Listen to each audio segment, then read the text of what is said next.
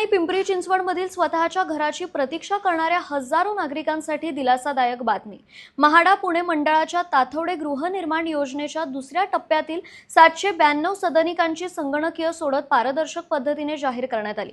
महाडा पुणे मंडळाचे सभापती शिवाजीराव आढळराव पाटील यांच्या हस्ते ही सोडत पार पडली।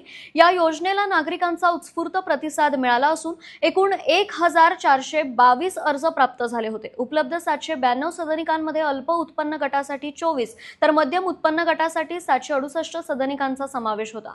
संपूर्ण प्रक्रिया अधिक पारदर्शक ठेवण्यासाठी आणि अर्जदारांना घर बसल्या निकाल पाहता यावा यासाठी महाडाच्या अधिकृत YouTube चॅनलवर सोडतीचे थेट प्रक्षेपण करण्यात आले। आधुनिक सुविधांनी सुसज्ज आणि परवडणाऱ्या किमतीतील या घरांमुळे अनेक कुटुंबांच्या घराच्या स्वप्नाला नवी दिशा मिळाली आहे। दरम्यान या सोहळ्यात महाडाने आणखी एक मोठी घोषणा केली आहे।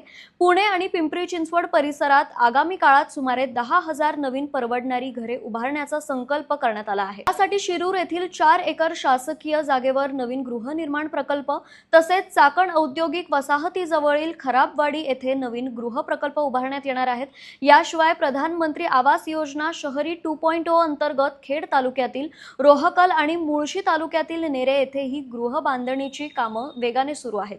या महत्त्वाकांक्षी प्रकल्पांमुळे येत्या काळात अल्प आणि मध्यम उत्पन्न गटातील हजारो कुटुंबांचे स्वतःच्या हक्काच्या घराचे स्वप्न साकार होण्याचा मार्ग मोकळा होणार आहे।